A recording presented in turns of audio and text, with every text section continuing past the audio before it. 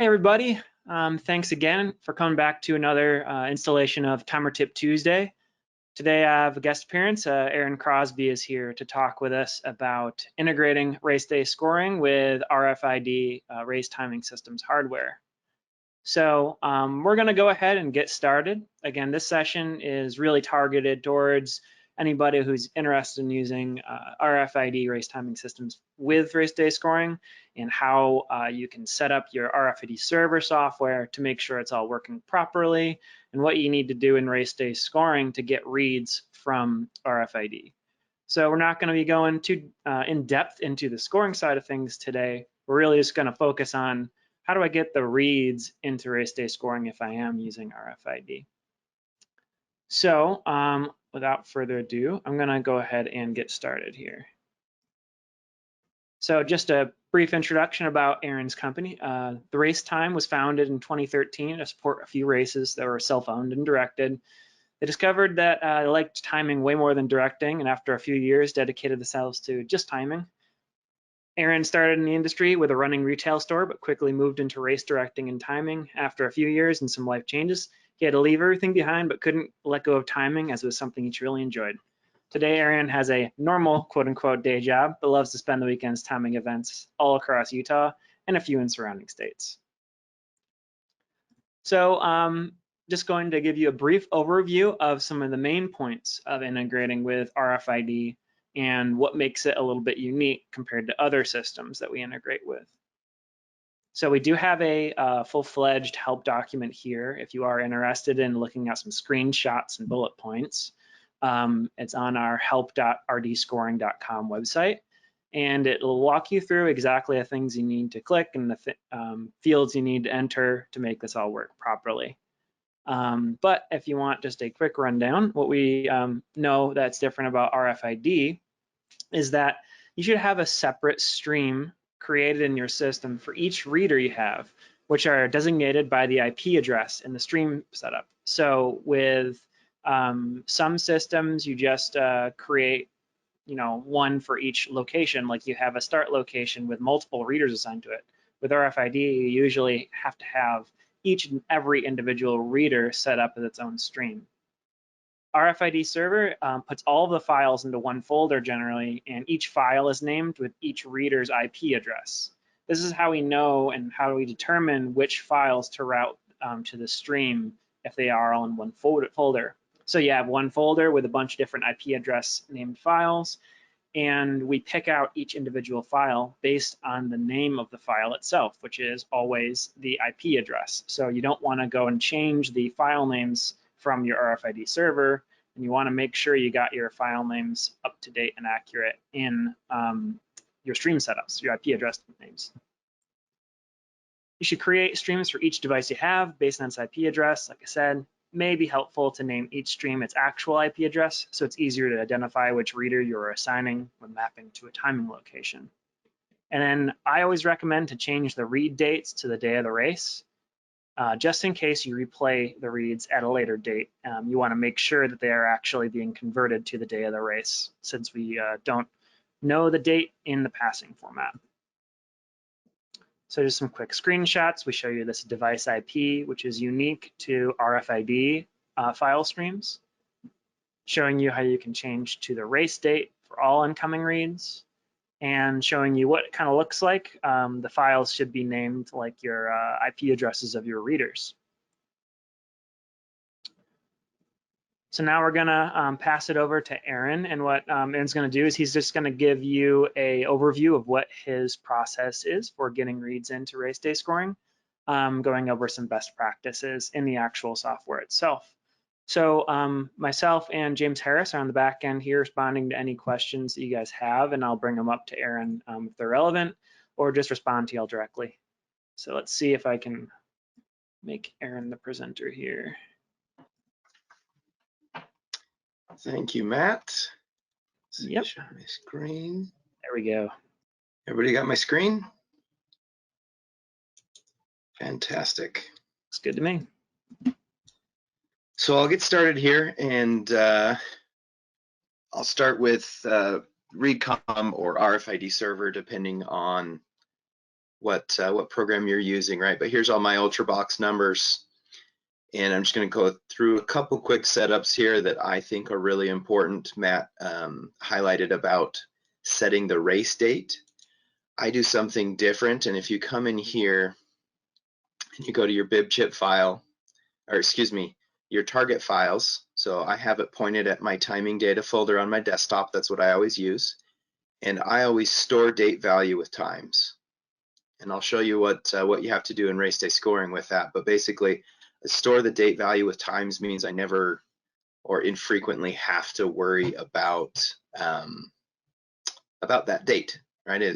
I have a crossover if I recalculate the day after or things like that. It's all stored in there. So everything's pretty normal. I have my target files, my bib chip file, just like what you're used to when you were using the race director.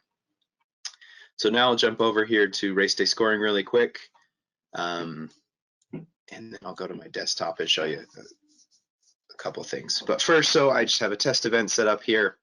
If I come down to streams, one of the concepts in RaceDay scoring that took me a minute to understand was streams carry over all of your races. So you set up a stream, and whatever race you're doing, those streams are available. So I have those set up, and hold on, let me see if I can. There we go. I need to move some things on my screen here real quick. So let me just show you how those are set up. Again, for more details, go to that help document that Matt's shared there. But I title mine box 106 because that's just the last 3 digits of the IP address of the rabbit core. That's how I have my boxes labeled. I have big stickers on the outside of my boxes, so I know what that means to me. I have them pointed at this timing data folder.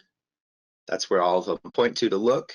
And then right here on the passing format, I do a quick update. I change this here to this ISO date time. Because in RFID server, I said I want to store dates with times, this has to be the format here. So again, ignore, which if we're looking at our data file, that's your antenna number, your chip code, your bib code, and then the format for ISO date time. So that's how that's set up. I have 2 boxes that I'm using today for a start line, box 119 and 154. So if I go to my timing locations, right, my start is set up with my file stream right there, box 119. So really quick, I'm gonna close out here. Can you guys see my desktop? Yeah. Yep. Perfect. So timing data, you'll notice I leave it right here on my desktop, so it's just easy to access, and it's empty right now. I don't want any subfolders in here. I don't want any past data, archive data. I want to keep this folder light and clean for my race. So post every race, I have another folder. Obviously, you can name them whatever the crap you want, but I have a past race timing data folder. And here, this is where I archive all of my past races. So again, here's all of my files. And if we look at it, antenna, which is ignore, chip code, bib code, and then here's that ISO date timestamp that we're pulling in. So that's the file format. Let's jump in really quick. So if I was connected to my boxes, if I'm in RaceDay scoring, right, my reader is open and looking for reads. And we're going to act like I'm connected to a box and I'm getting reads, and it creates that file in my timing data folder. So we'll go ahead and fake that by moving in some timing data. And if I open up here, you'll see that it takes it just a quick second, but it will grab those reads and process them. Did it make it into the folder? Yeah, it probably just took a minute. Yep, there it goes. It made it in there.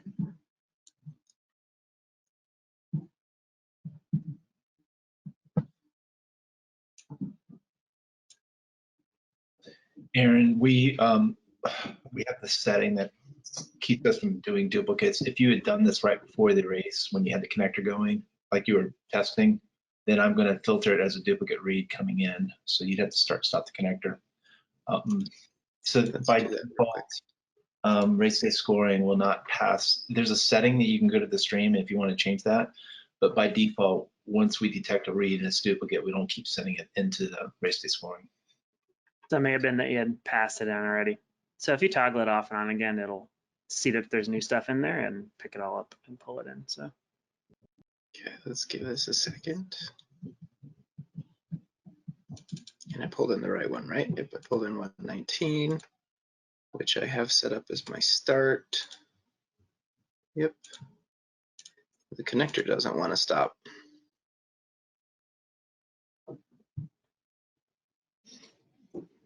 sometimes it can take a minute for it to stop. Only thing I'm thinking is maybe you got the right location on your desktop, right? Yeah. Yeah, I dropped it in timing full.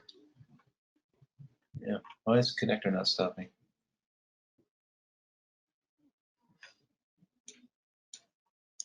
One of the things I've also learned, if all else fails, just give it a quick close and reopen. Matt has answered many emails with just close it, Aaron, and restart it. So that's what we're going to do here real quick. And one of the interesting things is RaceDay scoring, even though that file already exists in there, it will notice that it's in there and process it. So really quick. So we'll jump into here. There's your reads. Simple go guy. ahead. There we go. Yeah. And not all of them are ignored. I'm not sure why it's not scoring them. Oh, we didn't start the race. That's why. Our race time was 07:01.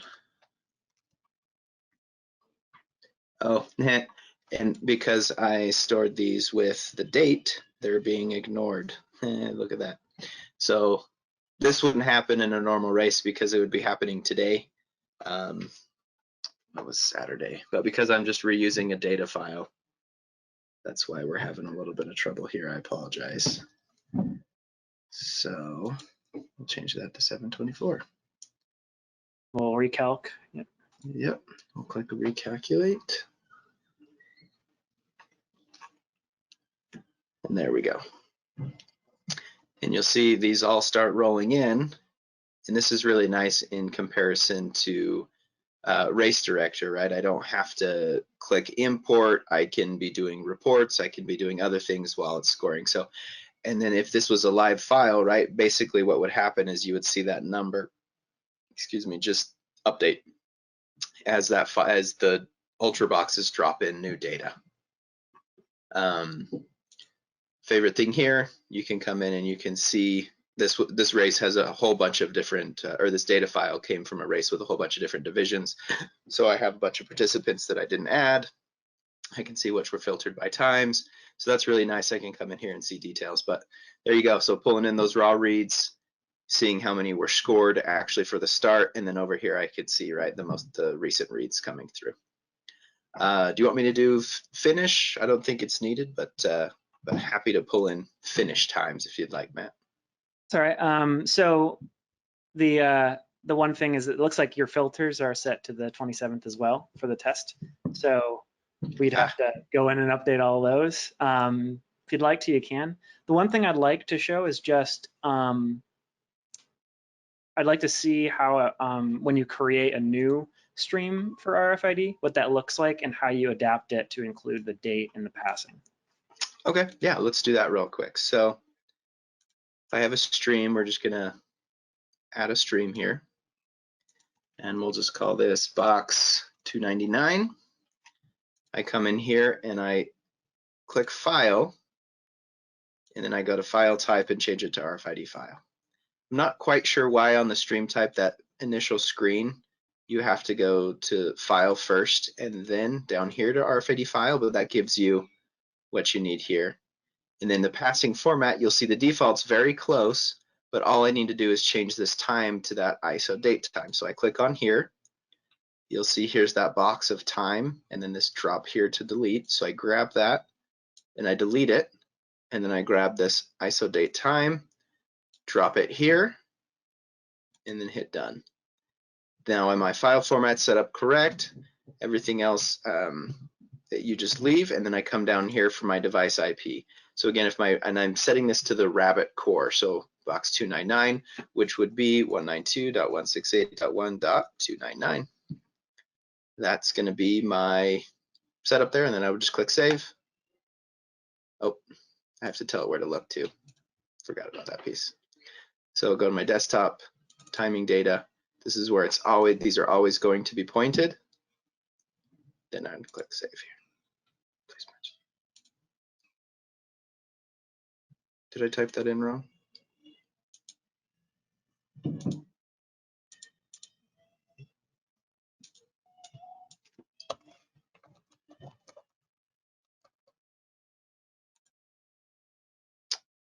Any ideas here, Matt? That's always saved for me in the past. Can you scroll up and let's see what your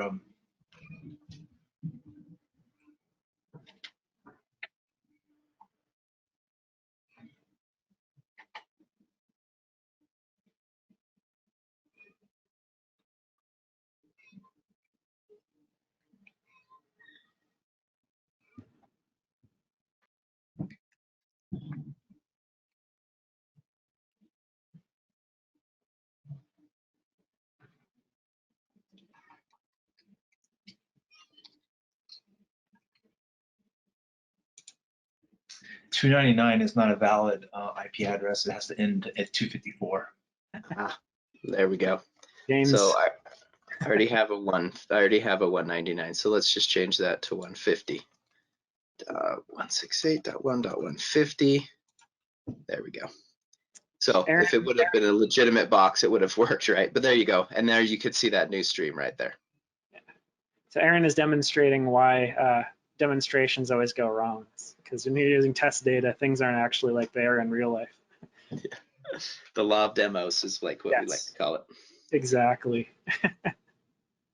So I'm trying to think if there's anything else that From a support basis, just supporting different RFID timers, we will tell you about one other thing we've seen in the field.